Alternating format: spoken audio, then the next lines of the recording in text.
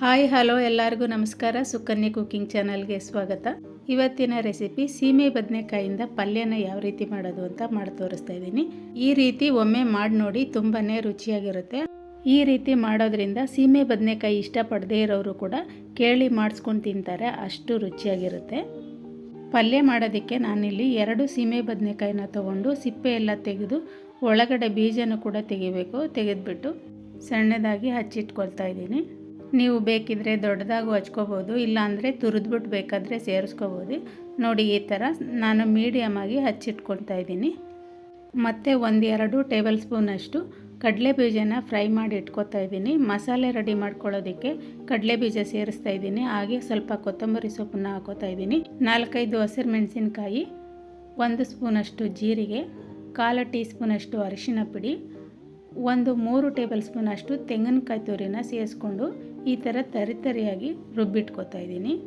ನಂತರ ಒಗ್ಗರಣೆ ಮಾಡ್ಕೊಳ್ಳೋದಕ್ಕೆ ನಾನಿಲ್ಲಿ ಒಂದು ಪ್ಯಾನಲ್ಲಿ 3 ಟೇಬಲ್ ಸ್ಪೂನ್ ಎಣ್ಣೆ ಹಾಕಿ ಸಾಸಿವೆ, ಕಡಲೆಬೇಳೆ, 2 ಮೀಡಿಯಮ್ ಸೈಜ್ ಈರುಳ್ಳಿನ ಕಟ್ ಮಾಡಿ ಸೇರಿಸ್ಕೊಂಡು ಸ್ವಲ್ಪ ಕರಿಬೇವು ಸೇರಿಸ್ಕೊಂಡು ಫ್ರೈ ಮಾಡ್ಕೊತಾ ಇದ್ದೀನಿ. ಈರುಳ್ಳಿ ಎಲ್ಲ ಫ್ರೈ ಆಗಿದ ನಂತರ ಹಚ್ಚಿಟ್ಕೊಂಡಿರೋ ಸೀಮೆ ಬದನೆಕಾಯಿನ ಸೇರಿಸಿ ಅದನ್ನು ಕೂಡ ಫ್ರೈ ಮಾಡ್ಕೊತಾ ಇದ್ದೀನಿ. ಸೀಮೆ ಬದನೆಕಾಯಿ ಬೇಗ ಬೇಯೋದ್ರಿಂದ ಅದಕ್ಕೆ ನೀರು ಹಾಕಿ ಬೇಯಿಸೋ ಅವಶ್ಯಕತೆ ಇಲ್ಲ, ಅದೇ ನೀರು ಬಿಟ್ಕೊಳ್ಳುತ್ತೆ. ಆಗೋದ್ರಿಂದ ನೀರು ಕೂಡ ಸೇರಿಸಬಾರ್ದು. ಹಾಗೆ ರುಚಿಗೆ ತಕ್ಕಷ್ಟು ಉಪ್ಪನ್ನು ಹಾಕಿ ಒಂದು 5 ನಿಮಿಷ ಹಾಗೇ ಮುಚ್ಚಳ ಮುಚ್ಚಿ ಬೇಯಿಸ್ಕೊಂಡ್ರೆ ಸಾಕಾಗುತ್ತೆ.